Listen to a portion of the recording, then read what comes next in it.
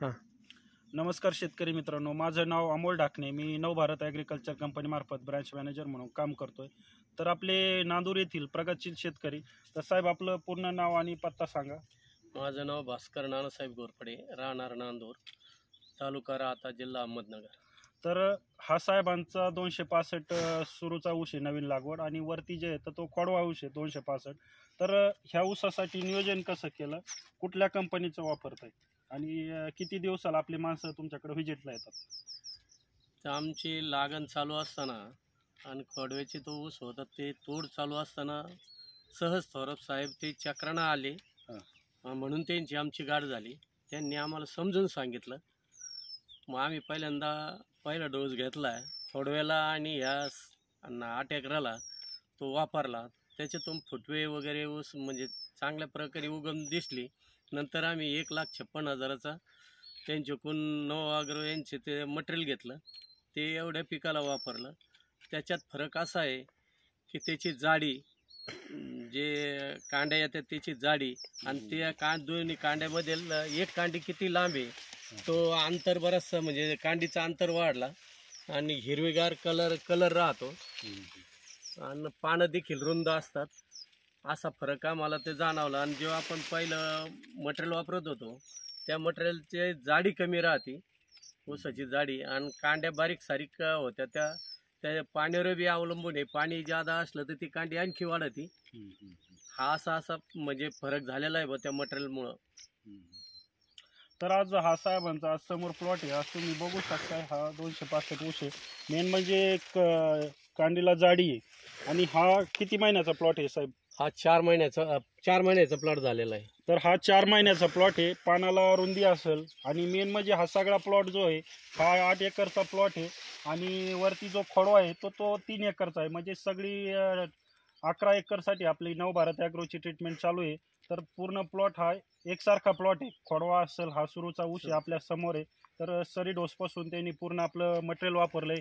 तर नवभारत ॲग्रोचं पूर्ण बेसल डोसमध्ये आपली जी मॅक्सिगोड असेल, मॅक्सिगोडमध्ये फॉस्फोजिप्सम येतं आहे. जिप्सम हे जमिनीचा जो pH राहतो आहे 7.5 हा मेंटेन करायचं काम करतं आहे. जी आपली पॉवरगो आहे, पॉवरगोमध्ये आपली ऑर्गॅनिक मॅन्युअरमध्ये येतं आहे.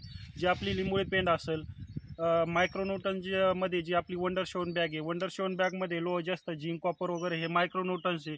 तर ते बेसल डोसमधून वापरलं आहे. जे आपलं ह्युमिक ॲसिड आहे, ह्युमिक ॲसिड हे काय करतं, पांढऱ्या मुळ्याची वाढ करतं आहे.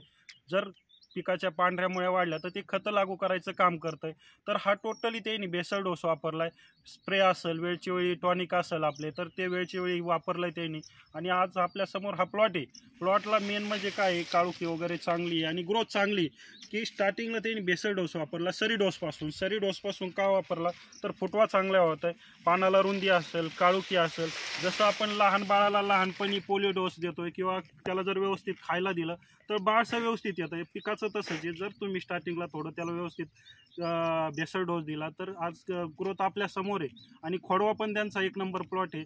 तर काय सांगणार तुम्ही शेतकऱ्याला, की मागच्या वर्षी जे रासायनिक खत वापरत होते आणि ह्या वर्षी तुम्ही नवभारत ॲग्रोचे पूर्ण बेसल डोस वापरला, तर काय सजेशन देणार?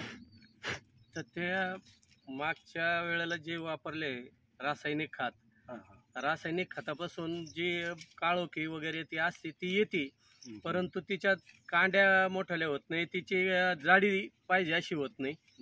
आता जी जाडी झालेली आहे त्यावेळच्या त्या रासायनिक खताची जाडी कमी असते. ही आज जी जाडी दिसते ही चांगली आहे आणि कलर कायमस्वरूपी असाच टिकून राहिलेला आहे. याचे पानं देखील रुंद दिसतात आणि त्यावेळच्या पानं एवढे रुंद दिसत नाही रासायनिक खतामुळे. अशा पद्धतीनं पीक आणलंय. आज हे बघा, कांदीला मेन काय आहे ती जाडी आहे. आणि हा 4 महिन्याचा प्लॉट आहे. तर हे बघा, आज जे आपण म्हणतोय की कांदीला मेन काय आहे, जाडी. तर जाड वगैरे पण आहे आणि हा प्लॉट काळोखी वगैरे चांगली. तर साहेब तुम्ही समाधानी आहात का? समाधानी आज खूप समाधानी आहे. पण याच्यापेक्षा टणीत जर चांगलं पडलं तर आम्ही शेतकरी आणखी समाधानी राहतो. तर मुलाखत दिल्याबद्दल धन्यवाद साहेब.